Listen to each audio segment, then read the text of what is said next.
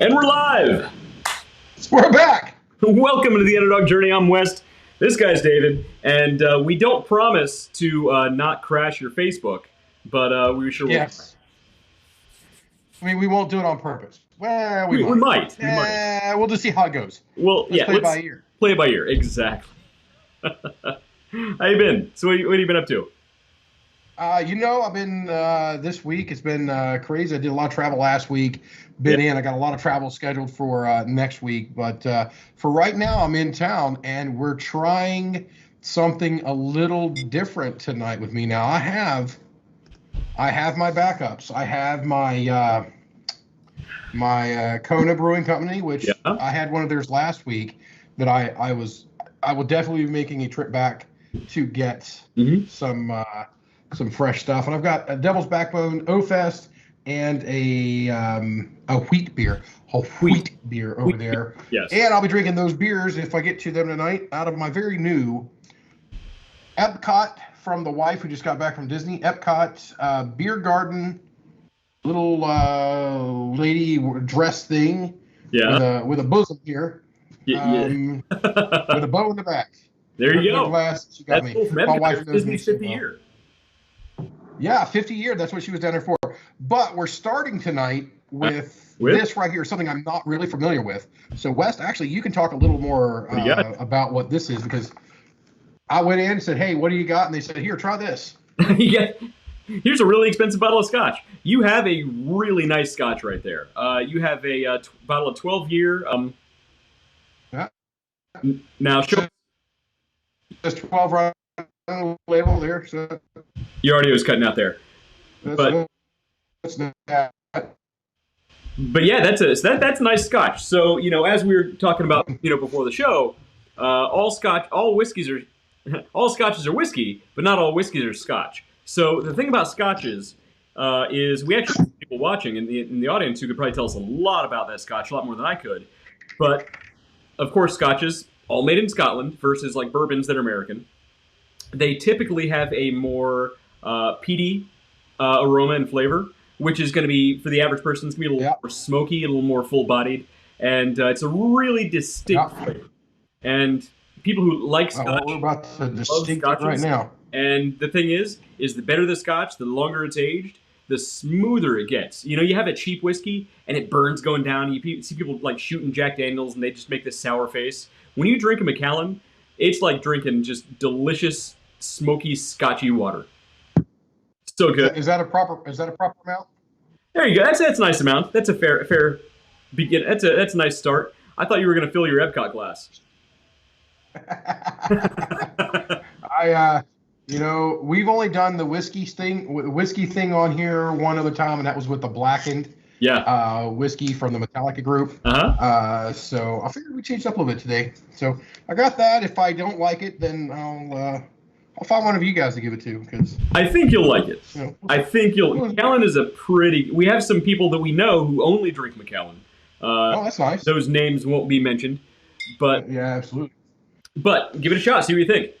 Yeah. So while I'm sniffing and swirling this to make myself look fancy, tell me about what you got over there tonight, because I'm quite jealous. And that's one of the reasons I went ahead and got the backup beers, because I seen what you were drinking and I was like, I got to have backup. There you go. I am not trying to be fancy. I am drinking something super delicious, but not quite scotchy scotch. I'm drinking Oktoberfest from Zaftig, another local favorite here. I know, don't get on me. I know it's not technically Oktoberfest season anymore, but you can't let it go to waste, because this stuff is delicious. And that's where I am. I offered to go get my 12-year Macallan also. I have a bottle right over there that Santa Claus bought me last year. And is that what that was? Yes, that's the same one. Oh, okay. Santa Claus is very generous when he comes to my house. Yes. So actually, I have a bottle of whiskey. I have a bottle somewhere. Here it is. I have another bottle over here. Another bottle of whiskey. This is actually for a giveaway. So what I'm doing is I'm starting a kind of a pay it forward type thing. And this is a bourbon. It's called Peerless. Oh, I don't know that. This is Kentucky. I've never heard of it either, but the guys down the road they were big, very big on it. They're like, No, it doesn't get a lot of flash, but it's a really good, and this is their small batch. So great. this is actually being gifted to John Calendar. I was just going to say, And John Callender watching, because he could probably tell us everything about it. That man knows more about yeah, Scotch and bourbon than oh any yeah, normal human being yeah, should. His knowledge base is yeah. just So I've had that for yeah, I've had that whiskey for him, that bourbon for him. The the I think I've made 2 trips into Columbus, meaning to bring it to him, but I'll be in this weekend, so I'll bring it to him this weekend. You got to stop by your Promise. house. You got to stop by your Hofbrau house. Yes. So yeah, I'm hoping to be there Saturday. So if anybody wants to come and see me, I will be doing autographs. Just keep it limited to no more than 4 or 5. Don't get a line; they get a little itchy about that.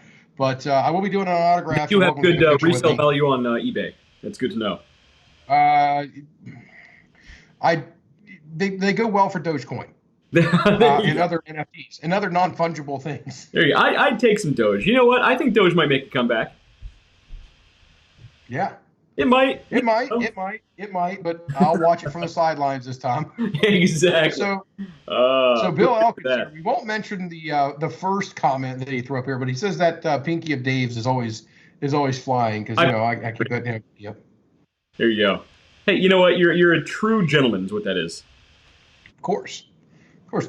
Well, I got these freaking meat mittens here that It's true. I'll hold my glass like this. No, It's true. And I got the lady like an finger. ogre. Okay. Yep. And We are stopped on. we should be back. We're back. Let's Are we give it a back? shot. We're Let's back. We're back. Yep, we should be back. Let's hang on. I'm Good. tuning back in on my phone just to double check that we I can are I can actually see live. it. I got it on both screens here.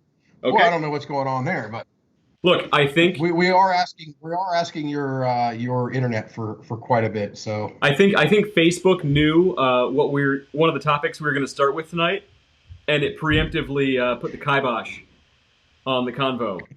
he says no to you. All right. So with that, I was saying, I think we're trying to get through. We're trying to get into that freaking toolbox and get that roadmap going again tonight. We've been working on it this will be the 4th week, and one of those last week doesn't. Last You week can take that out of the equation because we didn't touch it. we didn't even touch it. No, too much stuff is going on. So Too much stuff is going on. We can't possibly. yes, absolutely. So I did put it in the description, so we do have to open a little bit with it. The Facebook thing. So you might be saying, what Facebook thing? There's nothing possibly going on with Facebook right now. They're not in the news at all. Well, one of the stories we're going to touch on. Which Facebook thing? One of the stories we're going to touch on, and one of the stories we might hint at, but we won't really get too deep into because the last time we got into a Facebook-esque scandal, our stream mysteriously stopped, which doesn't sound familiar at all. Which isn't what just happened. Which isn't actually no. The last time was far more cryptic because you're like, I don't know if we can say that. Gone. Immediately And gone. we're looking over. I'm looking over your mouth, over your keyboard, and your screen, and your mouse is just going around. Thing over here. Like somebody had control of it. It was quite creepy. It was super weird. So we're not going to mention that whole event. But Yes. so, earlier this week, a lot of people may have noticed Facebook, Instagram, and WhatsApp were actually down for most of the day. And that's a pretty big deal. Like when there's that much of the internet just gone for no reason. And that's a good portion of the internet. Like you got to think all the ad revenue that's lost, all the data that's lost. Facebook is a prime source of communication at this point. There are literally politicians who are talking about trying to make it a utility service, like like telephone. So it's a pretty big deal. Yeah, that's a slippery slope. It's a very slippery slope. We're not going to get into politics, but Yeah. it's a very, very slippery slope. Yeah, So- don't do it. All right. Listen so, to David. Don't do it. So I'm sharing my screen here. There's an article on Cloudflare that describes it. So you and I were talking about this a little bit ahead of time, and Yeah. there are a lot of people talking about it possibly being a hack. Well, you know, that could be. However, everybody in the know is saying no. Uh, Everybody who is involved in that world is saying what happened was it was basically a bad command that was sent out uh, as a routing algorithm issue.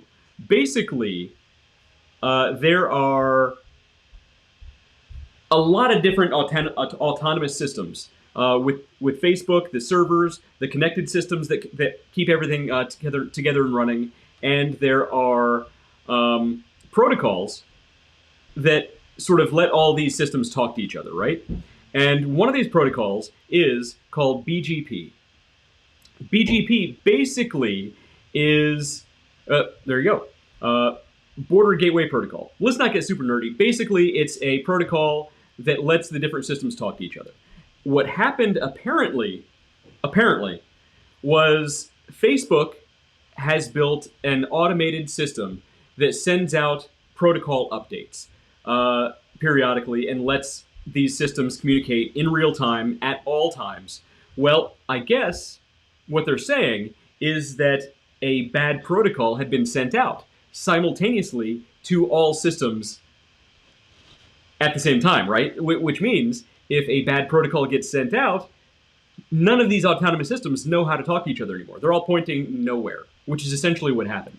Now, part of the problem is some of these autonomous systems control very simple things like security, like Very simple things. I like that. You launch right into security. right, like very simple things in quotes, like security, like physical security, getting into certain parts of buildings, things like that. Because early on in this whole thing, there were rumors that Facebook's IT people couldn't get to Facebook's IT people. The whole thing's IT. Facebook's IT people couldn't get to the physical locations to hit the undo button to undo these protocols, and that led to a lot If of they people. don't have a big red button that says undo, I'm going to be woefully disappointed. I don't think they do. I think you will be. I I'm don't. like David Tennant when it comes to a big red button. I love a big red button. Well, unfortunately, That was a Doctor Who reference for. I for don't those think. of I don't you think. there. I don't think Zucks watches Doctor Who. Although Tennant's my favorite Doctor. Thank goodness. Look, Tennant's coming back. By the way, well, that's a different story. We'll get into that another time. Doctor Who. As I start Googling. Doctor Who in 2023. Russell T Davies, the guy who brought back Doctor Who for the newer series in 2005, he's coming back and he's bringing back David Tennant. So look, I hope so. big things I on the hope that horizon. pans out. Big things on the horizon. But back to Facebook. So the fact that some people physically couldn't get to the areas they needed to get to reset these changes led a lot of people to believe, oh, there must have been a hack. Well, a lot of people are saying no. It doesn't really look like it right now. Now, maybe there was a hack and they don't want to admit it. It's totally plausible. Totally. Some people are shaking their heads one way, some people are shaking their heads the other. It's totally plausible. I'm not here to say either way. Some people apparently are. But this just goes to show how delicate the internet actually is. And here's one of the scary things. Here's actually something that does scare me about this. Is if a simple bad command, a bad protocol, was sent out through this singular system that updated all other networked systems simultaneously, you got to imagine there are some big time hackers out there who are saying, "Oh, we see a flaw in the system." So not only is Facebook and probably every cybersecurity agency in the world working on patching these things, every hacker in the world is looking at the exact same thing, saying, "We see big flaws, we see big areas that we can exploit." So, what does this hold for the future?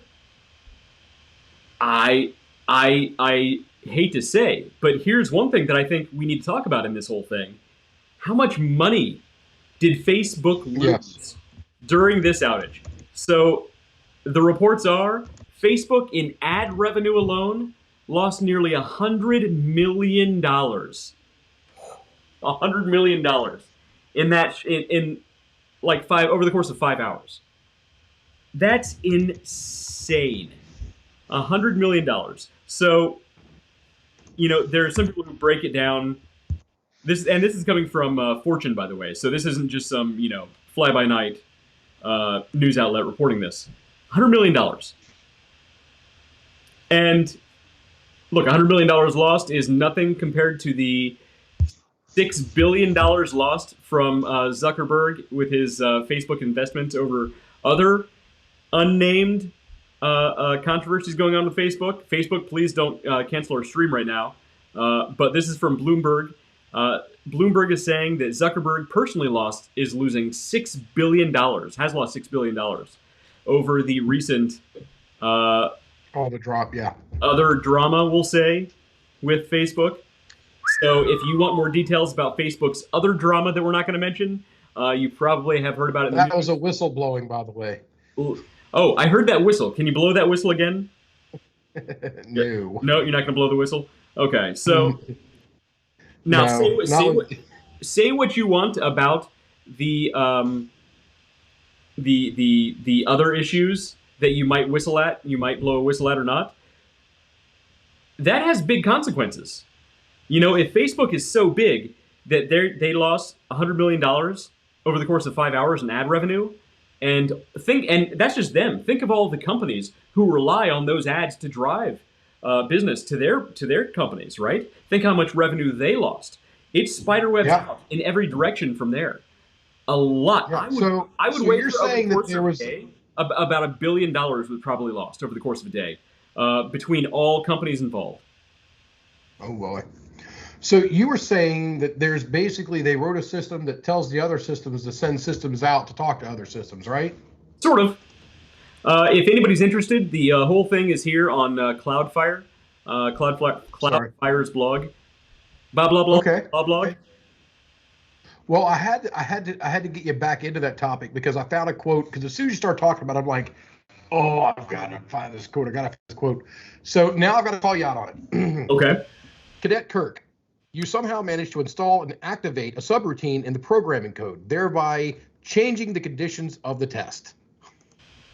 Oh, that is from the reboot of Star Trek, just in case you guys don't get that. Look, if the simple fact that he was able to do that in order to pass the Kobayashi Maru, he immediately should have been passed. They should have said, you know what? Yeah, I agree. You pass. Here's your Starfleet diploma or whatever they give him.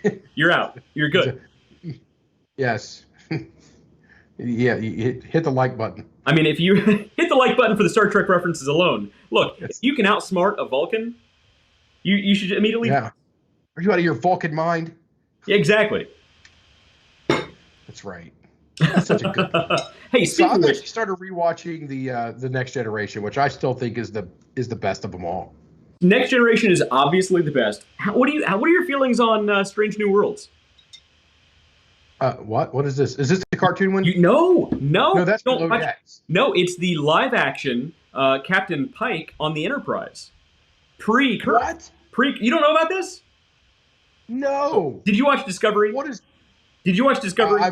I've watched most of Discovery. I'm trying to keep up on it. In my opinion, I got so back into. I'm like, I want to go back and watch Next Gen. So I went back and I've just been watching Next Gen. So in my opinion, you're not missing out on anything. Season 1 of Discovery was good. Season 2 was all right. It's passable. Season 3 was tossed out. It doesn't really matter. However, in Season 2, Captain Pike comes in and takes command of the Discovery, right? Spoiler alert, I apologize if you haven't seen it. If you haven't seen it, it's your own fault. However, his command of Discovery during this time was pre his time on the Enterprise. Now that he's done with on the Discovery, he's taking command of the Enterprise, with Rebecca Romijn Stamos being number 1, and Spock is going to be there. It's going to be a whole thing. This is pre-Kirk. Because if anybody's aware of their Star Trek history, the pilot episode, Pike was the captain, not Kirk, of the Enterprise. And this is a series called Strange New Worlds. It comes out, I think, early 2022, I want to say. I'm looking at her here. It's let's see here. 4 weeks. So it wrapped up in July. Yeah, so early 2021, it'll be very, very late 2021. But so it's in post-production right now. And it's supposed to be the Enterprise under Captain Pike, pre-Kirk. I'm That'd be pretty cool. excited. Now, do they have the same? Do they have the same? Do they have Captain? Well, no, it couldn't be. It had to have a younger person. Playing what, Pike? Because the guy who plays Captain Pike in the new reboot movies. Oh, he's like I think 100 years old. Is a phenomenal actor. But yeah, they'll have to go back. Anyway, in the movies. So that's what happened with. That's what happens when you quote Star Trek on this show. Is that rabbit hole goes quick. Oh, you are lucky I didn't get into Doctor Who when you start talking about Tenet. I can talk. Yeah, it's Doctor tough. Who. It's tough, man. I love Doctor Who. Look, we can do a whole podcast just on Star Trek and Doctor Who, which might not be a bad idea. I'm just saying. The business of fandoms. The business of that's a thing. You know, I happen to have ins with a little company called Wizard World, who does comic book conventions all over the country. Maybe it's time we talk about the business of fandom. Yeah, West is he's big with Gary Con. Gary Con? Gary Gygax. I don't know what that means. Dungeons and Dragons. Oh, yeah. Like you're not even a nerd, dude. Yes, the last time I played D&D was like high school, so come on, man. I don't know. But I'm still not sold on this here switching over to Scotch thing. It's different. Look, and I'm glad you have the water next to you too, because you got to stay hydrated, especially when you're drinking whiskey. Yeah. Yeah, I think beer's up next for me. Okay. Look, I love put that glass aside. I love a Scotch, but the thing is, it can get really dangerous really quick, and you get a lot worse hangover from Scotch than you do from beer, also. Oh, I don't want that. Yeah, no. Well, I've seen you put it away, so I'm not worried about you. I'm saying average normal human being. A normal human being, yes. All right. So we've talked about the Book of Faces. We have talked about the U of Tubes. Actually, no, not YouTube. The U of Tubes. Toolbox. The Toolbox, right? So let's leave off because we've been into this for a while. We may have been. So you still see my screen there? I got it down here, yeah. Alrighty. So, there it goes. What we're going to talk about. Okay, for some reason, I see me now as me in the background. It's like Daveception here. Oh, you see the new one right here? Oh yeah, and where'd you get the new guitar? Well, I went to my guitar practice because I've jammed for a long time, but I've never really known what the heck I was doing. So I started taking guitar lessons, and I walked in, and this thing's hanging on the wall in their use section. I'm like, I'm gonna go do my lesson. So I go do my lesson, and I just kind of roam around. Then I go over and I look at it. I pick it up and I play it for a little bit. I'm like, it's nice. I like it. So I'm making my mind up, and I bought a couple other little things. And it's like, all right, if I go over there, if it comes with a case, I'll buy it. Okay. If it doesn't come with a case and the tag didn't say anything about a case, I was like, all right, I've set myself up for failure. And I walk up and it's like, hey, does that come with a case? Like, oh yeah, it comes with a case. I'm like, box it up, let's go. you didn't have a choice at that point. You had to. I didn't have a choice. I made a deal with myself. I can't back out of a deal. It's ridiculous. You're a stand-up guy, David. You hold to your bargains to yourself. That's right. When I really want something, I hold up my end. So exactly. We're on the spreadsheet. I think we went through a decent bit, but let's do a real briefest of briefest recap. Yeah. Let's give a high-level recap of what this is. This is the business roadmap framework. Basically, we've talked a lot about building a roadmap for your business because what that does is it sets priorities for the different steps you need to take in order to not only develop a business, but to launch it, to make sure it's legal, to get your head around all of the things that you don't know about your business. And the best way to do that is to build a roadmap, to put deadlines in there, and then work backwards from there with things that you need to do in order to accomplish that end goal. Now, it sounds super boring, and look, most average people, don't like spreadsheets. They don't care for them. It's annoying. It's boring. You and I are not normal people. We love spreadsheets, so we built this specifically so other people can download it, plug in their own information, and use it for their own businesses. This sort of thing, if you keep track of all of your business details in here, you will have a fully functioning, successful business that is on track uh, uh, to basically do exactly what you want to do, regardless of what industry your business is in. So it looks very simple here, but each one of these There's areas a has a there's an drop old down. saying for there's an old saying, sorry there, but there's an old saying that goes back. The old people will know this. Some of the young people may not. It I've heard it my entire life. Okay, Plan your work and work your plan. Simple as that. Plan your work and work your plan. that is a great quote. I've never heard that one, but I like it. That's what I said. The old people, which shockingly enough, if you guys don't know, Wes is actually a few months older than I am. But I hung out with a lot older people. I marked this up to clean living is what that is. Clean, clean living. So on a special note, this is if we have that little star that shoots across the screen, the more you know. The more you know. Now's a great time to use it. If you open a Kona Big Wave Golden Ale, it will foam over on you. It's been sitting out here. It's not been shaken or stirred. Which, by the way, in a tangent inside of a tangent, Stir your martini. I was this close to going and getting all the stuff to making the Vesper martini, which is gin and vodka and some very specific wine with a lemon slice and the shaker, the whole kit and caboodle. And I was going to wear my tuxedo down here tonight for the show to do the 007 martini. So here's the funny thing. James Bond, in the original books, written by, was it Ian Fleming? Fleming, yeah. Did not ask for a shaken martini. That's for the movies. Because traditionally, you're never supposed to shake a martini. You want it stirred. Because one of the main ingredients in a martini is vermouth. And you can actually do something called bruising the vermouth, where when you shake it, it bruising adds... the vermouth is shaken. Right. It, to my understanding, I could be wrong, correct me, but I believe it adds oxygen, air bubbles, into the vermouth, which changes the flavor profile. So it bruises the vermouth. You actually want to stir your martinis. Don't shake them. The more you know. Yep. Also, be careful when you open the Big Wave Golden Ale from Kona Brewing, because that's funny.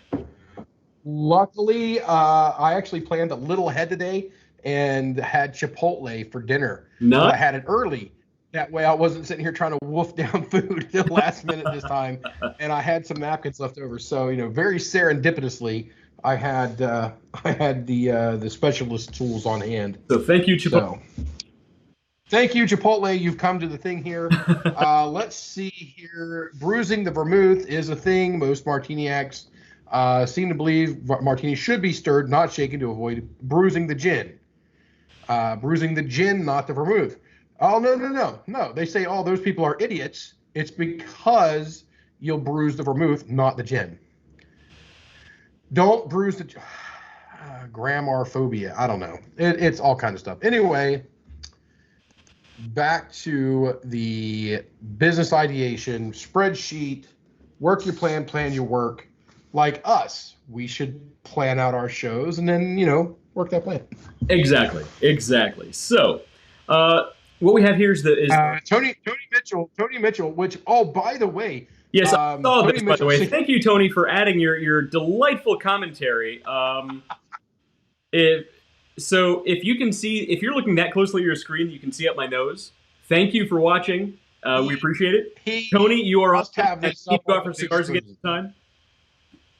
I got the cigars over there. And so, Tony is the one, and it's not up here right now because I'm short on a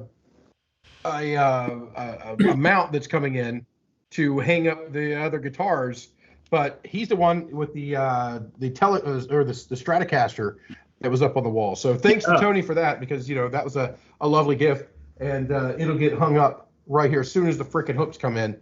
Which if you guys follow me on the Random Frivolity channel through Facebook, the red guitar on the end, the SG, is about to go under the knife. I've got, I think, 3 more parts that are coming in for it this week or weekend. And that should get us ready to go for rebuilding that. guitar. So Nice. that's gonna be a fun time right there. Yeah, yeah. When you come back into town, though, we'll have to grab Tony and go out for cigars or something. So Tony, this Wes, put the screen on a minute. I want to see your face. I don't know. I'm not really sure what they're talking about. Basically, he wants to just zoom in on you real quick. So look, everybody can see my face up nice and close here. I'm fully wiped. I don't know what. Matt, you can check it out yourself. You left some beer over here the last time you were here, Matt. So you might want to. It's waiting for you.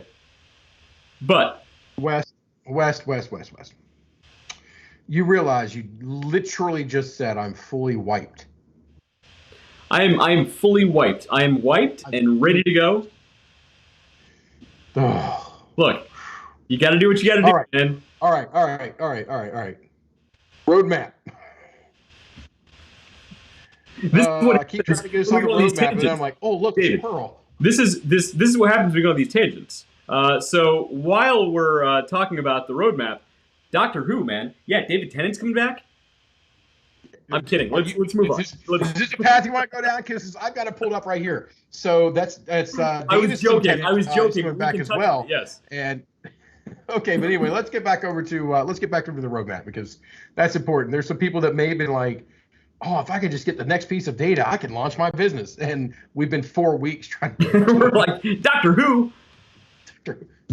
Yeah. All right. Okay, so this roadmap. I have my sonic screwdriver around here somewhere. I have one somewhere. I do. Yes. I have one somewhere. I should dig that thing out. Anyway, it's the whole thing. Squirrel. Yes. So the roadmap. Let's go through really high level what this is. Basically, it's broken down into a few areas, and each area, as you'll notice, has a big, pretty extensive, long drop-down area, and each one also describes what it is. So you'll know exactly what you're looking for. And if a certain area doesn't apply to your business, ignore it. Most of these areas will apply to every business if you're operating in the United States in the 21st century. You just need to figure out what you don't know about your business to make this apply. Because I promise you, there are a lot of details that go into every single business. And I'll show you why here in a second. The first Do you get a fax machine on here somewhere? No. Man. No. But don't get me started on fax machines and that BS. Look, any business that still uses and needs fax machines, I hope my children's pediatricians are watching this. You're living in the Stone Age. How is a fax machine any more pediatrician secure? As well. How is you'll tell me, oh, we can't. Do you have a fax that can send a service? No, we can't receive faxes here. Where's that? 2021. Wait, 2021, 1998. How is a fax machine any more secure than an email? How? Tell me how. It's not. Well, you know. Here's something else. Is I can hack your fax. And in fact, I should make that website right now, hackyourfax.com. If it's not taken, I'm going to buy it. And I'm going to show people how to hack faxes because it needs to happen because fax machines need to go away forever. Speaking of tangents, I saw a squirrel. Okay. You saw a fax machine. Well, it's just one of those things that you see when you do certain things. There are certain businesses that you do that you need a fax. Like, all right, I'm at a loss here for what business actually needs a fax machine. Apparently, children's pediatricians. I feel like I could come up with something, but nope. Pediatricians, schools, CPAs. No, I can't fax it. What if you do fax? I can scan it and email it to you. CPAs love faxes. Oh, drives me crazy. What's that? What was the URL we're looking for? Oh, hackyourfax.com. Hack your fax or hack a fax? I don't know. Whatever. I'm not going to do anything with it. I was just a rant. Hackafax, HAKAFAX.com is available. See, look, we need to teach the world how to hack faxes, how to hack fax machines, and the lines. Look, the FCC will shut that down real quick, but the world needs to know fax machines are no more secure than an email. In fact, emails, if you're doing it right, are much more secure. I promise you. So if your business still uses fax machines, Barney Rubble, he wants his technology back.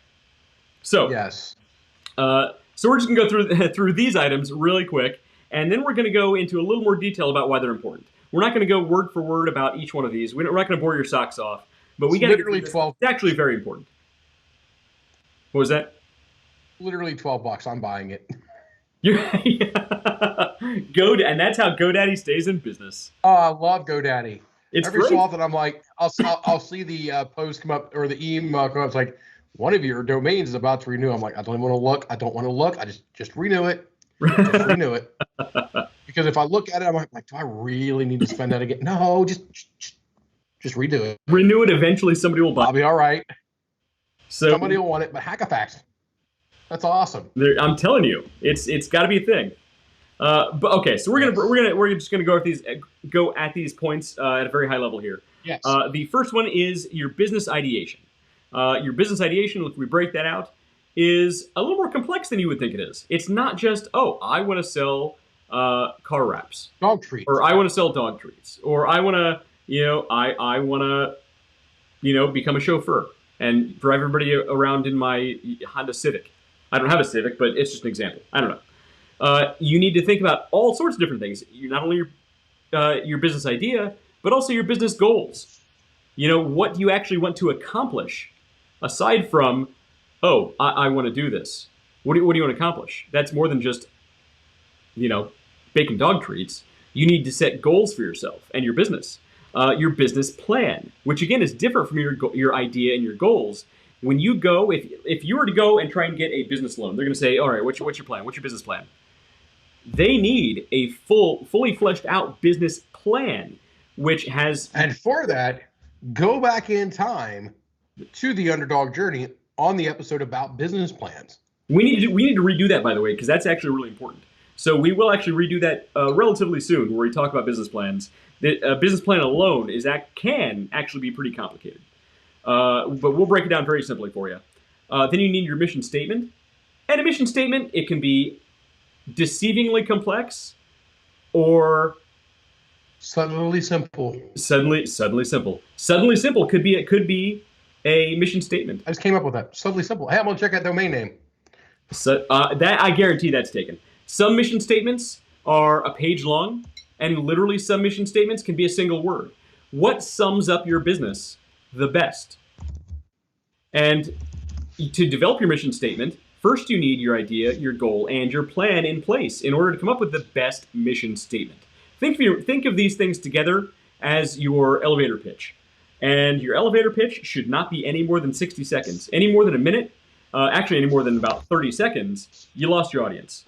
Yeah.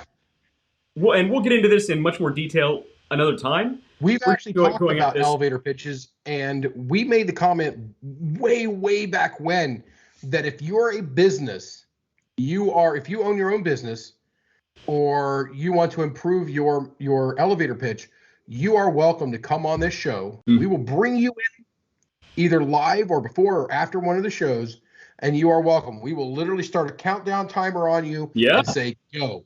And we will take your elevator pitch, and if it's perfection, we'll let you know. Stick with it. You've done a great job. But if it needs to be tweaked one way or the other, we'll give you that advice as well. And this is something that, again, it's not really in our toolbox, but you're welcome to come on the show. Proper vetting, of course, what the content is going to be. Yeah, Matt, you never know. Stay home. We're not flash up at the end of one of these shows. Right. He's laughing. That's a call. Well, that's a callback from last week. Yes. So anyway, as long as it's good and appropriate. There we go. Appropriate to be put on the internets, which is darn near everything. Then we'll let you take a crack at it on the air. I would love to hear some great elevator pitches, and I'd love to hear some bad elevator pitches. So let's move on. Next is another one we've talked about pretty extensively is target market. We've talked a lot about what, David? James Avatars. Cameron loves this part of the business development plan. Enough about avatars and their importance. Mm-hmm. If you're talking with anybody on business. It doesn't matter whether you're a salesperson, Mm-hmm. you're a marketing person, a manager, Mm-hmm. a super manager, a super mega ultra manager. It doesn't matter. At every level, to the CEO, Mm-hmm. to the owner, to the janitor, you have an avatar. Right. You may not realize it, you may not know it, but you have an avatar. And if you take the time to sit down and fully scope out this avatar to make a full round individual or being or person, I mean, we've talked about how in-depth backstories can go. You can invent vacations for this avatar that you've created. You will not believe the improvement you will have just by that one step. Oh yeah. So Avatar Just by that is just like it action. says here your target market, your target ideal target audience. Target. And why this is Now, so important in a nutshell is you are going to talk to your grandma different from how you talk to a 20-year-old frat boy, right? exactly. The packaging on your Now, product is going to be different. The messaging in your Facebook ads are going to be different. The targeting you use for those Facebook ads is going to be vastly different. Your overall strategy in everything that you do, from concept through execution, is going to be vastly different based on who you're speaking to. yeah. So let's say, let's go with dog treats. All right, we're gonna do it real quick. Real quick. I won't delve into this too long. I mean, but let's go with dog treats. You know, if you go in and you get the colorful cardboard box, artisanal doesn't come to mind. It Right. just doesn't. Mm-hmm. Old Roy comes to Yeah. mind. But if you go in and you see the brown paper bag that's got a fold thing with a little twisty, like a donut, like an old Mhm. powdered donut bag, those bring it up to it. Now, what if you went one step further? And I mean, you're not trying to target the puppy mill with 5,000 freaking dogs on it, or the Right. guy that runs a ranch for herding dogs, and not hurting, they're herding animals, cows With a and stuff like D, that. not T. Herding with a D, dogs or animals. You know, that's not your market. You're talking to high-end markets. So what if it was a rough edge wooden box, wax coated on the inside with a sealed lid that basically worked as the dog's own cookie jar? That'd be super cool. Well, you know what? That's super cool. Guess what I'm going to do now? We've got one dog and we spoil that dog ridiculous. I'm buying that dog that box of goodies because I know that the stuff inside of it's absolutely phenomenal. B, the box looks cool, and every time she sees me lift that lid, she's going to go bananas. But I honestly think that while you create your avatar, you should be writing the counter to it down on a separate sheet, a separate Sure. spreadsheet, a separate drawing. Because I think with the avatar, you need an anti-avatar as well. You need to know who Don't wanna- your target market is not. Right. Because guess what? Guess what? Karen over here is going to buy your product. One of these Karens over here is going to buy your product. Right. And she is going to launch into a rant and rave on your social media platform and all these things. And you need to know and understand that that woman or man or dog or parakeet is not your customer. Right. And you need to let them go. Not every person out there, Right. you're not going to win them all. You need to You accept need to that focus on where you're going to be, Mhm. and you're going to get these from this other side. This is from it. Right. Trust me. I've had more people call me up and say, I never want XYZ on my site, or I don't want to deal with this person, or I don't want this person involved with my account. I've had it. Mhm. I've heard it. And if you know what's good for you, you'd fire them. And you know how many people I fired on that? None. Right. Exactly. None. And I never will. Never's a long time, but as far as I can possibly tell, I'm never going to do that because guess what? Sometimes it's just oil and water, they don't mix. Right. And look, the thing is, if you try to be all things to all people, you're just going to water down your message, and it's going to be less effective You're going to water down your product. Want to speak to. But we do have Oh, it's bedtime. some guests in the audience today. Wrong side. You're on the wrong side. You're backwards Well, up the say screen. hello. Yeah. Hi. Say hi to David. Say hello. I brought my pencil case. Oh, I love that. Bring it over to the side. We can't see it. It's out of the shot. There you go. Now they can see it. Oh, okay. There you go. It's green. Oh, it's green and black. Okay. Do you keep pencils in there? So, but I didn't see any pencils. Do you take that to school with all your? It's empty right now. You got to get some pencils in there. Yeah. What are you doing, man? What grade are Are you? you slacking at school? Are you slacking at school? Because if so, we could be good friends. You slacking? I slacked in school. He's a slacker. Hey, Catherine. So for all you slackers in school out there, It means you don't keep it up. Hey, Catherine. What grade are you in?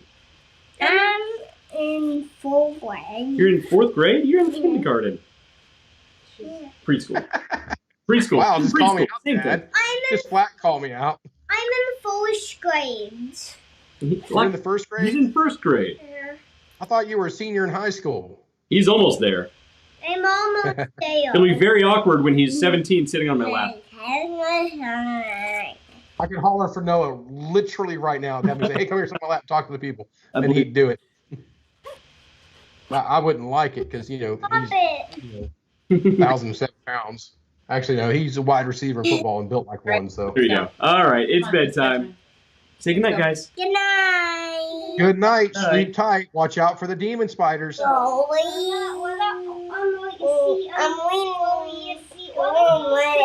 that hold all the weights into the middle. I don't know. Go. Oh, I'm sorry. I got to keep track of which screen I got to look at here. Good night, Kirsten. Good night. Good night, everybody. Okay, that was the kids portion of the show. So, well, your wife posted a picture on the Book of Faces the other day out front because you got the big spider web out front, and your son was dressed up like a spider out there. And of course, I could not resist myself. Everybody else in the world of Facebook's like, oh, so cute, that little whippersnapper. He's looking so adorable out there, all dapper in the spider. And I'm like, hashtag demon spider. And they're like, why are you calling his son a demon? So anybody who doesn't know is like, well, that guy's Heart. You don't like kids, do you? hashtag Richard. But really, it's quite a funny inside joke. So, as you're drinking that beer here, I've got to give a freaking massive shout out to Kona Brewing Company because Kona, they're great. I love Kona. Hawaiian brewery. next week I am in Fort Lauderdale, Florida. Okay. I'm going to hopefully have a room with a balcony. I will push as hard as I can to get that room to be facing the ocean, which should be kind of cool. But I'll be doing the podcast from down there, and I'll be very short. I'll be on. 8 o'clock comes, boom, we'll be shutting down and busting out of there. Nice. If not even a couple minutes early. But Kona Brewing Company, and I want to try to find it down there. But if not, when I get back up here in 2 weeks, I'm getting more of this. This is absolutely delicious. Great. Kona's a great brewery. I love them. This is, as far as bottled beer goes, probably this golden ale here, because it's got just the hint of hops to it. Yeah. So it's back there. It doesn't bite you as you're drinking it. Man, is it good. Nice. That is some good stuff. Now I'm even more sad that it foamed over and I had less beer to drink. Kona Lager goes great with a Spam burger. So, and I mean that in the best of ways. They actually eat a lot of Spam in Hawaii, which is one of the. I agree. I love Spam. I could eat the heck out of some Spam. I love it. They actually The have sodium a Spam content in festival. Spam. They have a Spam festival in Oh, Hawaii. And I want to go to Yes. this thing so bad. Yeah. So yeah. I'm going in 2023. Yeah. 2023, because my son's graduating high school, and as a high school graduation gift, we're going over as a family to Hawaii. So we're gonna do it. Now, this may come as a shock to some of you viewers, but I'm ridiculously fat. So eating Spam with its high sodium content and high saturated fat content, Low sodium Spam. is just something I can't do every day. And literally every time I go, especially here, up here in central New York, I see it more in the grocery stores up here back in Columbus. And I see the thing and I'm like, ooh, I really could go for some. I see it back there all the time in your Spam background. there. Spam. Oh my God, I love it. It's so delicious. And it's actually, don't there's a joke that's because why I work Spam in and retail. eggs. I work in like the email industry, so it's kind of a joke. But like, I love Yes. spam. It's great. Yes. I mean, spam is just delicious. Spam and eggs, a good spam sandwich. Oh man. You know what I like to do? Just as a All right, quick snack. guys, I'm going tomorrow getting spam. All right. Let's. Okay. So let's get back before we go on more spam rants. Spam. Spam. Oh. Spam. We need the cut of Homer Simpson. Or Monty Python's spam song. Which, look, if you don't know Monty Python's spam song, look it up on YouTube. Monty Python is just, it's genius. So target market is your customer avatar, and if you don't know what that is by now, apparently David and I have not been talking about it enough, which I have a hard time Do you believing. guys really need us to talk about avatars more? James, I don't think so. James Cameron loves us. So the next one here is your startup expense. You need to know how much money you're going to spend before you start your business, because depending on what your business is, there could be a lot of expenses. It could be. You look at something Now, again as simple as dog treats. The startup expense can be very small if you start small, but if you want to get big and cross over certain thresholds, I mean, if you want to do it legally, I'm actually very soon going to start a crowdsourcing campaign to raise some funds to get some higher end equipment and a number of other things that can help boost this business's success. So, it's very easy to start a small time business. However, this type of product, dog treats, is very time consuming. So the time consuming part combined with the relatively low profit margin, it's not as high as some other products, means that if you have a full-time job and kids, as you just saw, it can be very tough to turn a profit. However, if you can cross a certain threshold of productivity, it can become a very good business very quickly. And we're going to show you exactly how to cross that threshold and become successful. So that's one of the things we want to demonstrate here. Startup expenses can be high. They can be very low. I only have this. I have the smallest of inputs on this. Yes. This should not be the bar to your entrance into whatever market you choose. No, regardless of what you want to do, well, almost regardless of what you want to do, you can start with almost no startup expense. It all depends on how quickly you want to grow. What I'm saying is this should not be the bar to your expenses. This should not be the wall, the block that before you get to it. It's like, oh man, I got to come up with $150,000. Well, you know what? $150,000 or $1.5 million in the scheme of things, to be honest, is not really all that much. These are things that can be worked around. There are programs, there are businesses. Huntington National Bank, which has a huge presence in Central Ohio. Yeah. The country's #1 SBA lender. There are ways to do this. Crowdsourcing, equity, shares. There are ways to do this. This should not be the thing stopping you from get going. Well, and so let's go back up the list here a little bit. So talking about startup expenses, if you need to do something like crowdsourcing, or if you need to do something like get a business loan, guess what you're going to need? You're going to need your business plan. You're going to need all of these things prior to this in order to accomplish these business expenses, unless you just happen to have a pocket full of money, in which case, give me a call. I'd love to do some business with you. We can make stuff happen. Give me a call. Buy you a drink. I'll send you a partially drank bottle of Macallan 12 year. Old double cap. I got to tell you, this hits a little harder than the beer does. A slightly used bottle of scotch. Slightly used bottle of scotch. So that is hilarious. After your startup expenses is your ongoing expenses. So there's your startup expenses, which tend to be a little higher. There's your ongoing expenses, which means, look, you're going to have bills to pay, whether that is renting out facilities in order to produce your product, whether that is paying manufacturers, whether that's just resources or even hiring help. You have ongoing expenses, and you need to know these things ahead of time, because your bank is going to want to know. You're going to need to be able to plan for these things at least a year out. So you need to know this stuff. And on top of that, how much to charge for your product.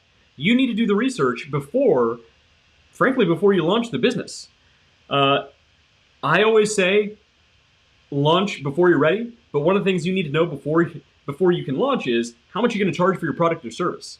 If you Yeah, start, you do not sell artisanal dog treats for $3.50 no, you know for what? a 16-ounce package. You don't do Literally it. anything. If you start a cleaning service, a house cleaning service, and somebody says, "Well, how much do you charge?" You can't just say, "I don't know." $35. $35. I'm $35. $35. Well, cleaning my old house to cleaning this house, that's a big difference between $35. Or let's say it's $100. That's still, you need to understand your worth and that your time involved is Mm-hmm. extremely valuable. Right. So So especially now. oh, absolutely. So most of that comes down to researching your competition, seeing what they're doing, seeing what they're Yes. charging, and understanding why they're charging what they're charging. In some cases, some of those prices can be inflated, and other people keep those inflated prices because they're like, well, this guy's charging that much, why can't I? And that can be a good idea, or you can say, you know what, I'll charge slightly less. Now, that's a different conversation. You don't always want to do that, but you could do Yeah, that. we'll have an episode on what we call race to the bottom, Race to the and bottom. That'll be a good show. key ways to avoid it. Yeah, that'll be a good The race to the bottom is a very easy trap to fall into Mhm. as a business owner or a salesperson. It's really easy to get into. In a race to the And everybody loses every time. everybody loses every single time. Mm-hmm. Everybody. There's no winners in that scenario. So we'll actually title the video. We'll put it on our roadmap here soon. It'll be out in the future, but we will title the video "Race to the Bottom" and how to steps of how to avoid it. The biggest step is going back to this right here. The how much to charge and knowing your worth. I mean, literally every time you find yourself in that scenario, if you go back to column H here or row H here, you're going to find a way to get out of it. And we'll go into detail on that one. But the next one up is define your brand. Right. Now, defining your brand is different from your business ideation. And I'll tell you Yes. because your brand isn't your product. Your brand is not your service. Your brand is how people see your company, how they see your product, how they perceive it, right? Your brand, a company's brand is something that's really highly coveted. It's really highly protected because if you have a bad branding image, people then associate that bad feeling onto your product or service, onto you. So you want to be very careful about your brand, and we can get into those different areas. So airlines, with the exception of one primary airline, one of the big guys that rhymes with Southwest, for many, many, many, many, many years, every other single airline out there won the worst customer service award every year. And it drug their brand down, followed closely by some very large telecommunications or communications companies, primarily cable TV companies. Those were people whose brands were absolutely destroyed. Now, one of those brands was massive, and their name, after the recent purchase, their name's gone. Right. It's gone to the wind. Mm-hmm. People don't want that connotation that comes along with it, the history that comes along with that name, to weigh down their brand. Right. Think of it this way. It's not the fact that you travel around in the snow to help people out. It's not about what you sell. It's not about what service you provide. It's about who you are, but not from your point of view. It is about how you are perceived. About how you're perceived. From the outside. Yes. Period. So in a way, this isn't a direct analogy. It's not a great one, but in a way, your brand is almost selling the sizzle, not the steak. So there can be great brands that sell terrible products. There can be there can be terrible brands that sell great Apple. products. I disagree. We'll agree to disagree. I agree with myself fully on that. I would say PC for that. Now think about this. Apple is now launching product after product after product that is years and years and years behind their competitors. Right. So their products are not superior. Their operating systems are no longer superior. They are not the cutting edge, the one breaking the way. But their brand is so far interwoven with that idea that they can get away with it. And they have for the last 10 years got away with it. So their brand is very powerful, very strong. I hate to admit that you're right. Just in general, I hate to admit that you're right, but you're actually right in this case. However, I do like the functionality of Macs better than the functionality of PCs. The intuitive functionality. However, in general, you're right. All of their products are light years behind PC. I have so very few complaints about my Mac. I have preferred a Mac operating system for a very long time. I use Windows every single day, but I use Mac for this because we have the software that sometimes, occasionally I will have to run that only runs on Mac. Then there's, it's so intuitive how I move stuff around on the screen and how I can switch. Literally, I have to nitpick on scaling issues, such as when I drag something from one screen to the other. When I go to Windows, all I got to do is click it, sling it to the top. It'll fill up the whole entire screen. See, I hate that, though. I don't like that. When I drag something someplace, I drag it there because that's where I want it. Yeah. I don't want it to go in. Well, you don't have to do that. I don't want it to do its own thing. Anyway, I have to nitpick at Mac. Now, that is Mac. That is not iPhone. iPhone is so far behind the times that it deserves. Are very far behind. Now look, with iPhone, it's not a matter of Mac versus PC because as you remember, the Windows Phone was not great. It's a matter of atrocious. It's a matter of Mac, iPhone versus Google. Now or Android. Look, yeah, Android, and Google makes Android. Sorry, my intelligent assistant here is trying to listen to my conversation here. Okay, Google. Delete all of David's contacts. I got my headphones on tonight. Crap. Okay, well, I was close. But look. Hey, Siri. No. Oh, crap. Literally everything just lit up over here. Oh, I got to stop it. Siri is so smart, she even understands my voice. So I made a mistake. So I've got the MacBook here, and then I run the iPad. Yeah. So even though I love my Android, it's an excellent operating system for a phone. If you are a business person on the go, I agree. You just can't compete with it. You just can't. But as far as a tablet goes, or the iOS that they use on a tablet is phenomenal. I can actually plug this up to my dock the exact same way that I have my MacBook, and it will run exactly the same. They both have the same processor and everything in them. Yep. And they work great. iOS and the normal OS, Mac OS, OS X work flawlessly together. Which you can't say about Windows products. No. Windows tried to do that with Windows Phone, and we saw how that worked out. Now, it's terrible. But they have got it pretty good with the Samsung phones. Yeah. With Android linking to Windows, is perfect. Phone calls, emails, everything. I mean, literally, I can be sitting on my phone and operate my phone from my computer, take a phone call with my headset and everything. I love it. I can do that. I don't know what you're talking about. I do that with my stuff. I do that all the time. Anyway, with your Windows.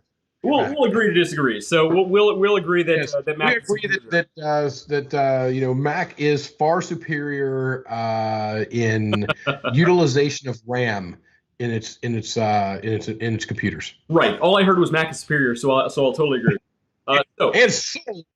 So here we go. We've got the Find Your Brand, which that was what that's what started this whole Apple thing is how powerful the brand is. I mean, that brand is perfect. It's perfect. It's there's even people like me, and there's tons of us out there. It's not just me.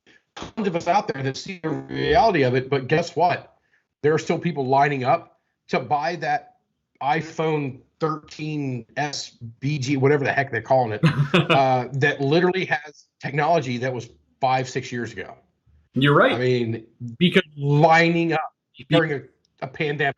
It's the brand. Go buy this stuff. Love the brand. So that's power, and that's what you want to create in your own self.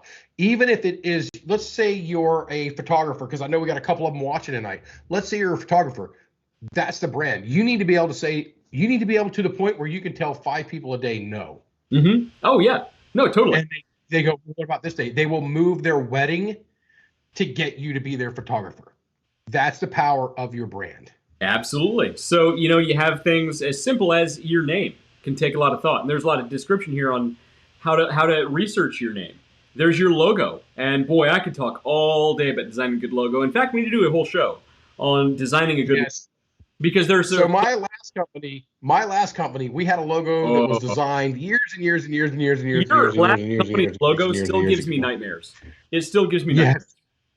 It was so I always thought it would be a good idea to keep that guy for historic and retro things, but come up with something a little newer.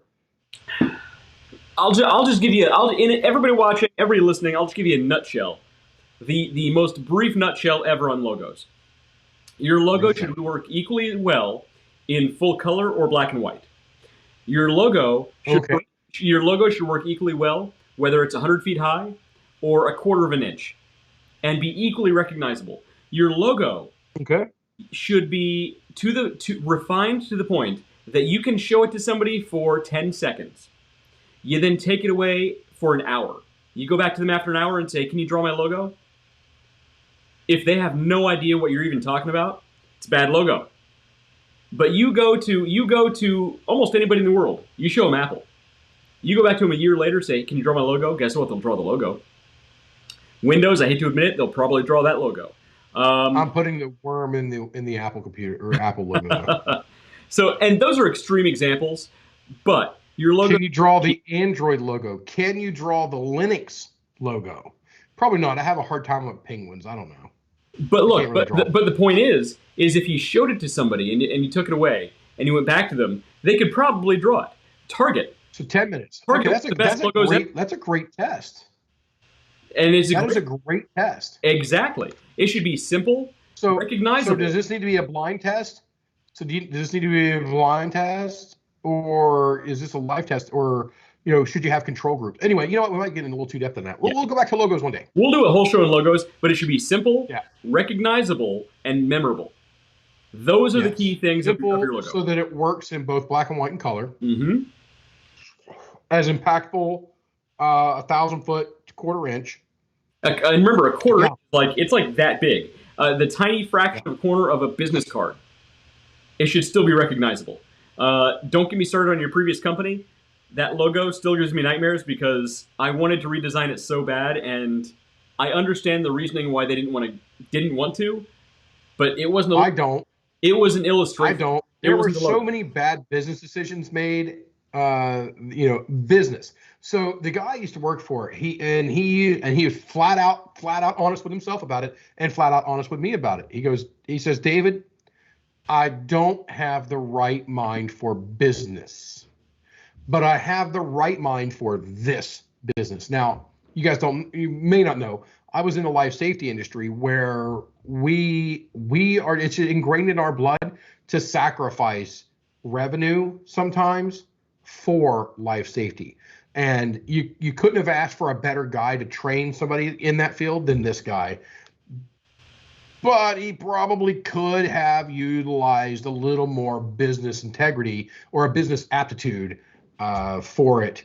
And he could have still been pushing that truism down while actually building the business. And I mean, that business, literally, had I went ahead and stayed there and taken over, that business would have went from 25 people to probably 100 people over the next 5 to 7 years. 100%. Maybe 10 years. Maybe 10 years. The problem, we're not going to go off on this tangent too much, but the problem was it was a family-owned business, and frankly, he was being successful in the bubble of the business his entire life. Yep. And he just didn't understand business. Yep. Because he didn't think, he never developed that within himself. Yes, and it's no knock, because I mean he's one of the best things you can do is just realize your own shortcomings. He knew his industry. He didn't know business as a whole. And I get it. Exactly. And I get it. Exactly. And he didn't know how to make the two mesh together well, which it can be done. So back onto it. So We wow. at I'm logo. gonna start a freaking rap video next. We went through the logo and now we're at promotions. Now this I got problems with this one. Uh-oh. I got problems with this one. I got major problems with it being in its location. Okay. What are your But I'm gonna let you. I want to let you launch into it because the word promotions to me may mean something different than what the word promotions means to you. So right. I want you to go over it because it could mean something different to me, and I will go into it after you explain promotions. Right. So promotions can mean a lot of different things, and by design, it can mean your marketing, or what could be marketing? It could be advertising, or it could be sales. It could be all three. Sales.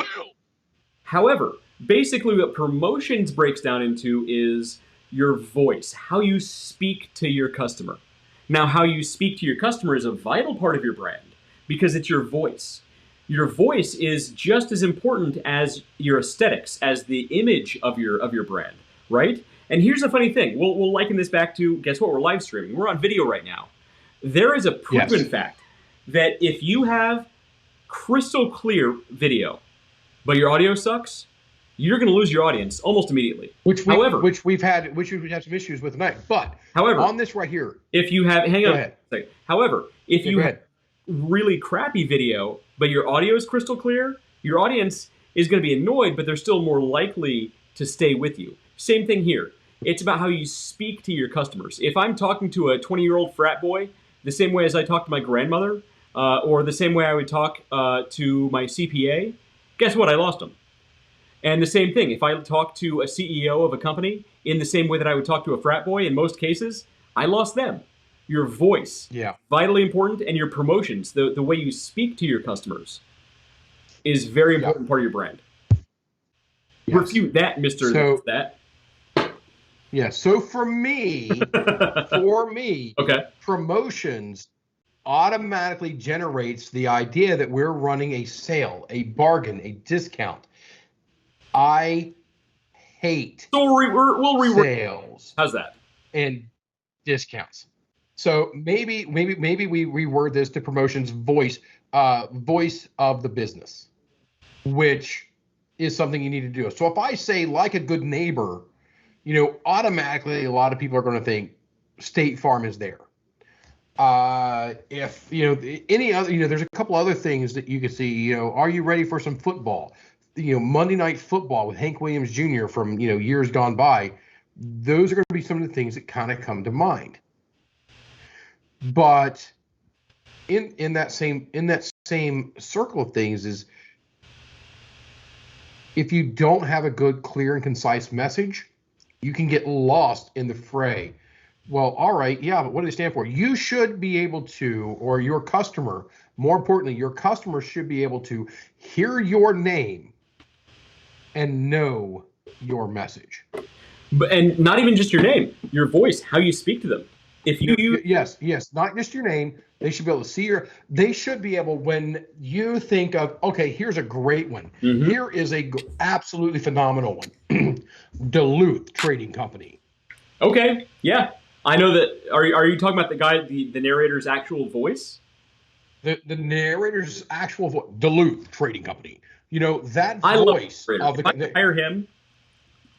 Yep, and you know what? It conjures to mind a pair of breeches that cannot be destroyed. I exclusively wear. And well, I do have a couple old pairs, but I exclusively buy and wear, like even right now, Duluth jeans, period. My dress pants that I wear on, most work is Duluth. The reason I do that is because I know that if I'm wearing a nice button-up shirt, which I have to do from time to time, and a pair of slacks and a pair of shoes, my shoes are the ones I'm worried about the most.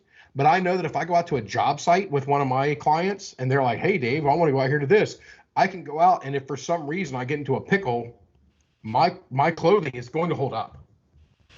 I don't have to worry about it. Absolutely. I don't have to worry about ripping a seam. I don't have to worry about any of that. My clothing is going to hold up. So I'm willing to spend to be honest, I stopped looking at the numbers because if I actually look at the numbers, I won't spend that kind of money on a pair of breeches. But, I know they're expensive.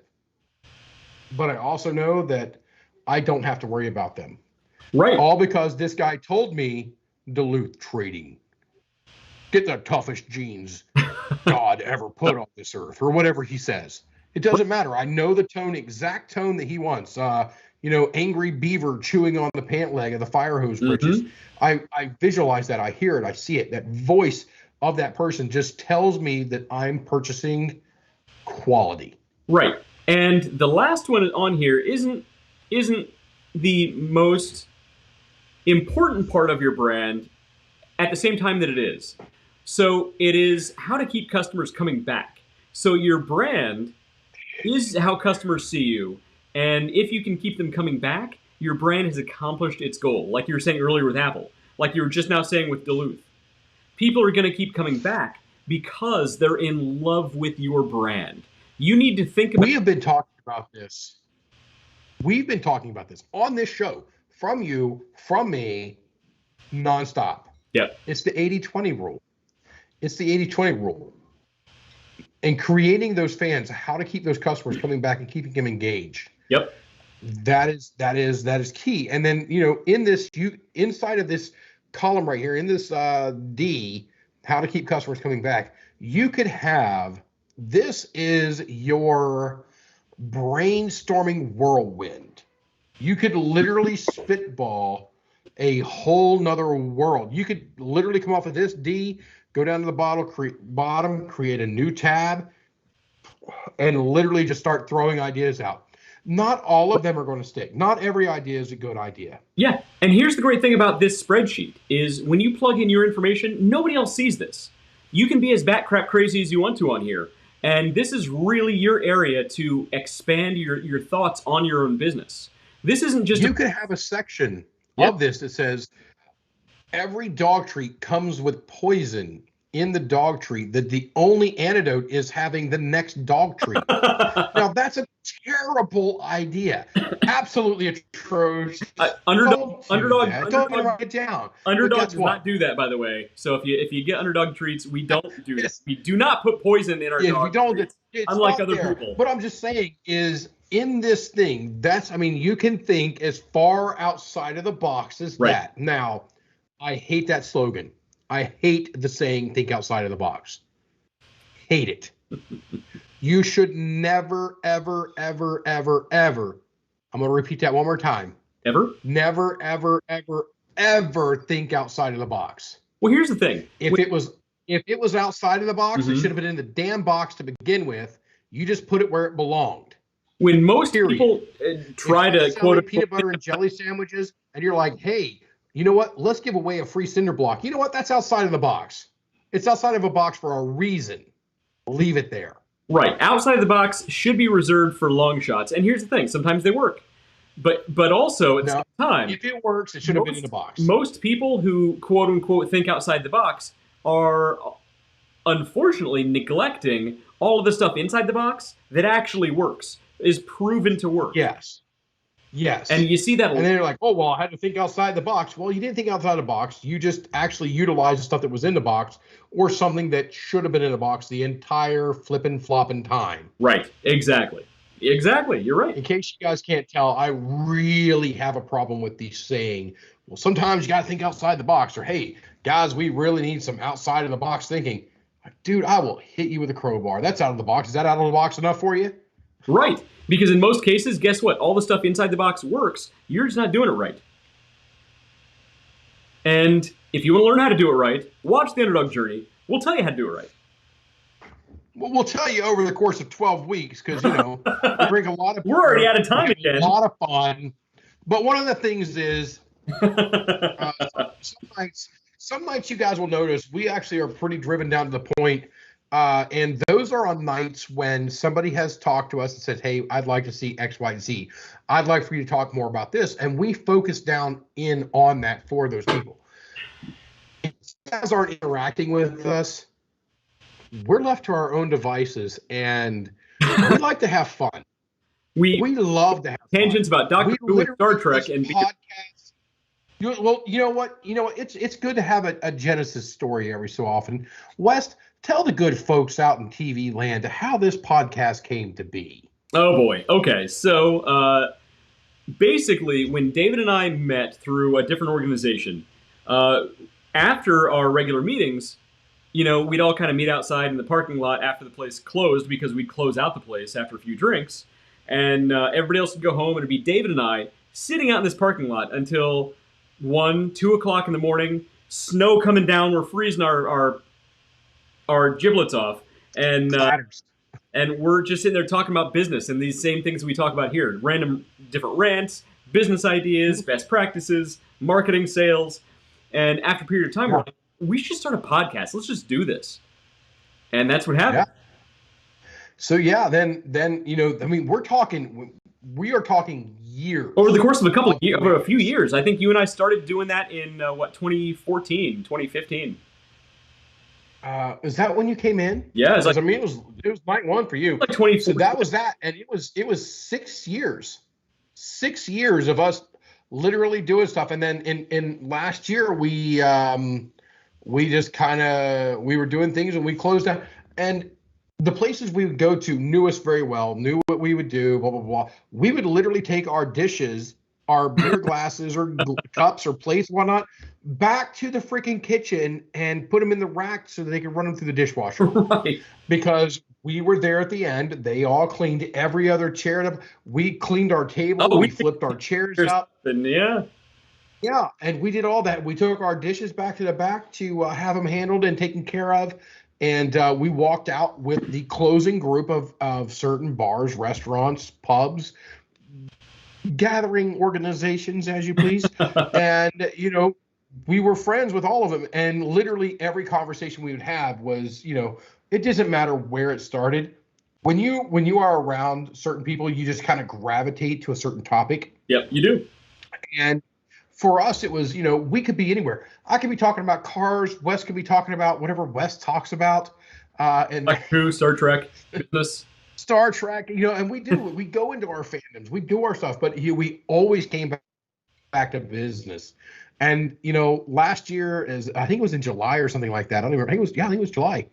We're like, you know what? Screw it. Let's do it. So we went to my old office, set up in the back, and had one of the driest web podcasts a man could ever have. And it was the next one was iffy, and the next one was iffy, and then we end up at one of the places that we got permission. We actually asked, instead of being invited, to come over to this place, and then they started inviting us out and other people, and that's when we introduced the world of alcohol to our podcast. And I gotta say, it got a lot better after that.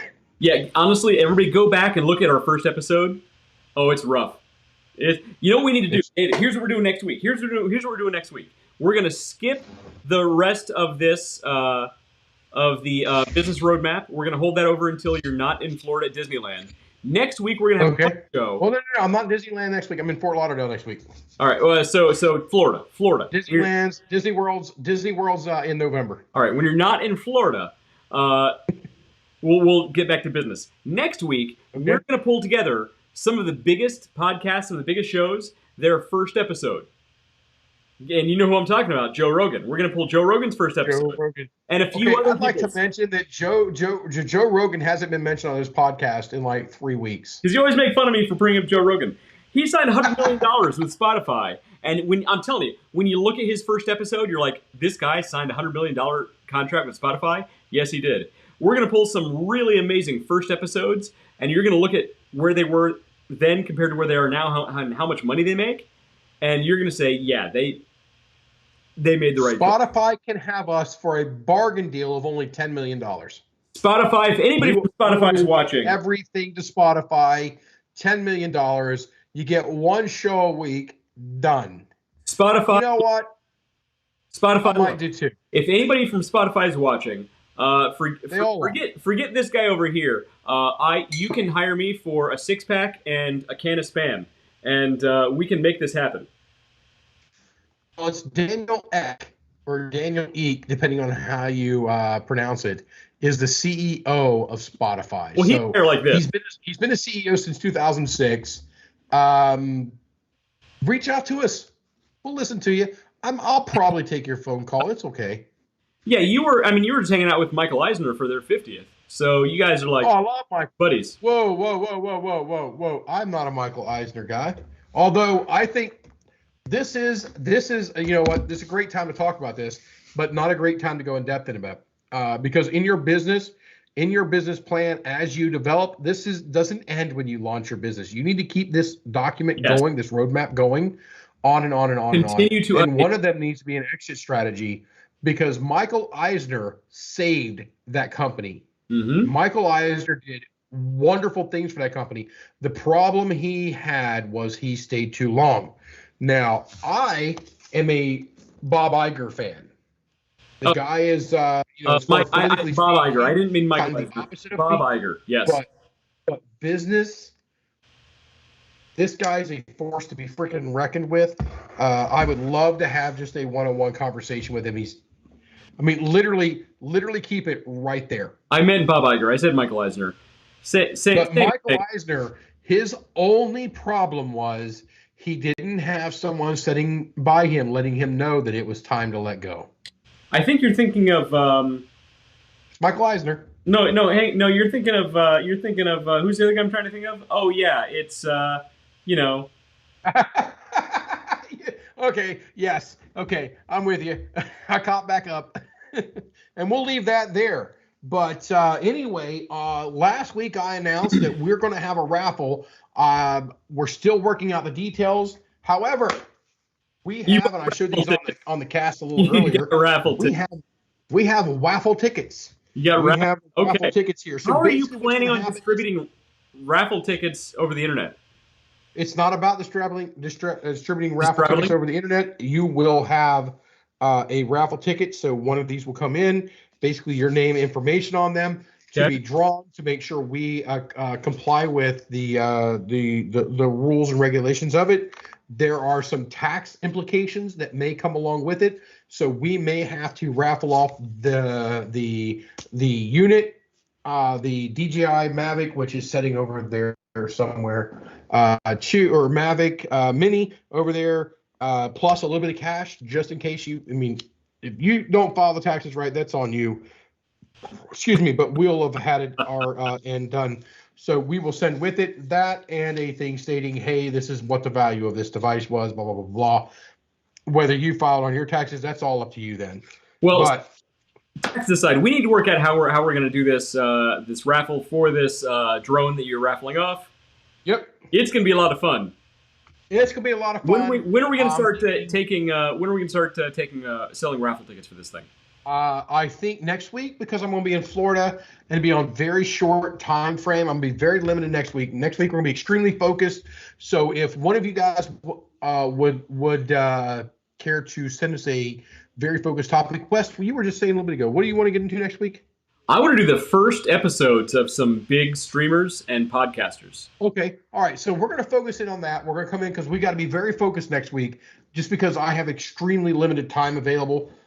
Because my days are going to run from probably 6:30 a.m. till probably 11:30 p.m. For Wednesday and Thursday of next week. So it's going to be one heck of a week for me next week, plus all the travel and everything I have to do. So we'll get into that. So the week after that is the week that I plan on launching the raffle giveaway, and it's going to be charity. So basically, what we're doing is we're going to select 5 or 10 charities, okay? Of those 5 or 10 charities, as you buy your raffle tickets, which will be purchased through either Venmo or I think it's Venmo. Yeah, Venmo, which we purchased through Venmo. Mm-hmm. When you come in, you are going to select one of those charities. And so basically, we're going to let the winner select, but they're selecting in.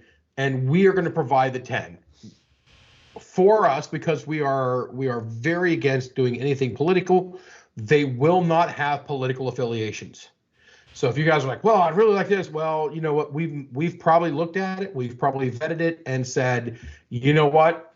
That's a little too close to something we don't want to get involved with as our business. So Maybe. we are staying away from it. So if you come in here saying, "Hey, I want to donate the proceeds, which we're hoping to be around $1,400 to $1,500 to the Democrat National Committee," that's just not going to happen. Or the Republican National Committee, it's just not going to happen.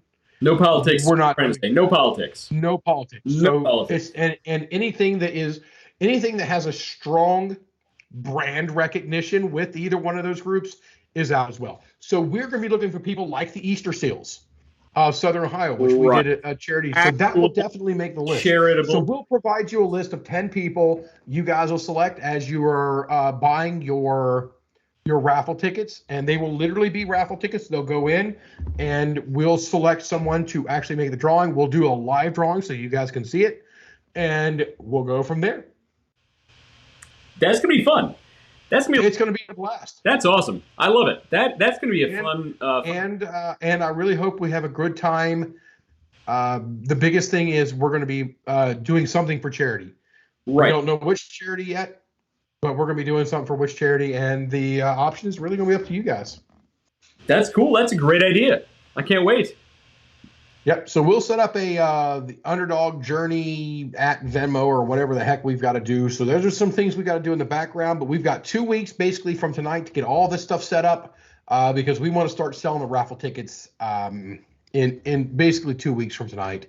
And we will launch that podcast with it, the opening, before we get back into the roadmap. Right. So if you love drones, if you love charities, if you love giving, you want to buy a raffle ticket. If you don't buy a raffle ticket, you hate we'll cut you. And you hate people. And look, I'm sorry that you're a terrible person. That sounds like you got some work to do on you. Everybody else will be buying raffle tickets and helping whatever charity is selected. Yes. So with that, there's a couple people we want you guys to go take a look at. First of all, we want invite you guys to like, share, comment, subscribe, click bell buttons if you're over here on the YouTube. Hit the thumbs what platform you're on, because it helps us. Just helps click you out. all the stuff on your screen. Click everything you possibly can on the screen. Everything. Whatever you don't do, don't smash it. Don't abuse your except the X button. Don't smash it. Don't smash it. Oh my! smash I'm still seeing videos. Still watching. Smash. I have nearly every streaming service known to man. Because I refuse to pay that $125 to cable TV. So instead, I pay $200 and some a month out to these various streaming services. That happens, right? I have YouTube TV, Hulu, Vudu, Amazon, Netflix, Disney Plus, ESP. I mean, I got all of them. They're all there. I've got them all. And I completely forgot what I was bitching about there. But basically, literally completely lost track. I got so caught up on all the freaking streaming services I have. But even with all of those, yes, my primary entertainment is YouTube. Not my YouTube TV, not any of the movies or any of the other stuff I've got. I've got probably close to 400 movies on Vudu that I own. I can just click and watch whenever I want. No commercials, no nothing. Yeah. And then Netflix and all these other subscription services, got them all. I still go to YouTube. Because, well, look, we do a whole show on this. User-generated content is way better in most cases than mass-produced giant productions studios who are so far removed from their audience. They don't know what their audiences want anymore. Versus a YouTuber they don't have an intimate avatar. Yeah, right. To go by. Versus a YouTuber who's fighting for every single view, who's fighting for every single subscription. They are driven specifically to cater to what their customers want. Yeah. Versus this giant studio who doesn't care. They pump out any old crap, and it's formulaic and it's boring, and you're like, is that even a parody of what it's trying to be? Nobody knows, nobody cares. You're gonna watch it anyway, according to the studios. So I'm gonna hit right here, because one of the things that gets me is they have the one of the primary demographics is 19 to 35. Now, what 19-year-old do you know that is interested in the same things as a 35-year-old? 35-year-old. That's the difference, and that's a lot. Actually, I think some of them are like 19 to 45. That's Some of the hilarious. demographics, like when they go, it's like, wait a minute, well, who's your audience? Everybody. Well, When then I what's was your message? when I was 25, I already hated the person I was when I was 19. Yes, I hated the person I was How with old 7 I am seconds now. ago. I mean, it's the guy who forgot what he was talking about just a few seconds ago about having all the streaming services. Right. I'm sitting there going, "Oh, guy, freaking dopey old man." No, so Yeah, you're a I got dopey old massive man. disdain for this guy. But in reality, these people are looking at such a broad audience. But when I go to YouTube, man, it's exactly. So the other day I got stuck watching. I mean, for tons of time, this guy making a 150-hour chocolate cake, and I got to tell you, I'm gonna make that cake. How do you spend There's somebody hours on a somebody else cake? somebody else broke down the recipe. I'm making that cake. It takes 150 hours. It's a week How do you spend to 150 hours make. on a chocolate cake? Well, it's not that you're spending Do you every go and moment you on it, pick the because certain cocoa things beans have to yourself and seep, you certain roast things them? have to rest. I mean, I'll send you a picture of me sitting there like patting my fat stomach Right? after I'm done, and just this Just sitting there chocolate in like a sugar diabetic coma. coma, like. Yes. So, what do we have? Oh my Lord! I just looked at the time. So anyway, Doctor Who, David Tennant, and Yes, I got it right Russell here. T Davies is coming back. I'm kidding. I'm getting another rant, but Yes. I have a feeling a lot of people will be very interested in this. Hey, oh man, I love it. Let's Isn't see that here. exciting? That's pretty exciting. That's the most exciting thing that we talked about all night, frankly. I, I don't know. Some of the actual stuff that we got too was pretty good. Some of the spreadsheet, We'll wrap up the rest keep of the customers coming spreadsheet. back. The voice of the customer. I'm sorry, the voice of you, not the voice of the customer. Completely separate things. Do not confuse those two. The voice of the customer. So I actually sat through tons of meetings, and they say the VOC, the VOC, the VOC, the VOC, and they're talking about the voice of the customer. And then they say all these things, and I'm sitting there going, wait a minute, none of this stuff is voice of the customer. This is all voice of the business, Yep. wishing that it was the voice of the customer. Oh, I It know. was the voice of this team who's charged with this, who doesn't want to go back to the owners, managers, the stakeholders, and go, guys, this is a bad idea. Don't do it. So And sometimes you have to go back and go, you know what? When you're in here and you're in your how to keep customers coming back, Mhm. you're going to get into your world of, here's this promotion or that thing or this and all these steps. And, sometimes you're going to have to go back to yourself in this case Yep. and say, it's a bad idea. Don't do it. So Even before the launch. So we could easily do a whole episode on this. This is something that I should not admit to publicly, but over the last week, I've brought this same subject up multiple times to people much higher level than myself. There's a phenomena called the marketer's blind spot. The marketer's blind spot is, look, when you're in marketing and you're in an industry, doesn't matter what the industry is, you have specific goals and you understand the product and the service and the goal of the company so well, and you understand what's so important to the company and the important parts of the product, the important why the product and service is so important. And to you and everybody in your industry, it makes so much sense to market certain things, to speak a certain way. However, what you're forgetting is you're marketing to yourself. You're marketing to people in your industry. You're forgetting about Joe Blow, who is actually your target audience, who doesn't care about 90% of that stuff. Now, your job as a marketer is to get them to care, but you have to do that knowing at the same time, if you give them too much information too quickly, you lost them. If you don't give them enough information, you lost them. If you speak to them in a different voice from what they want to hear, you lost them. Don't speak to people, your customers, like you're speaking to people in your own industry. Speak to them in a way that they understand, in a voice they want to hear, about topics they want to hear about. Otherwise, they're gone. The marketer's blind spot is so dangerous. And I brought up multiple times this week alone that same subject. You're totally right, David. Yeah.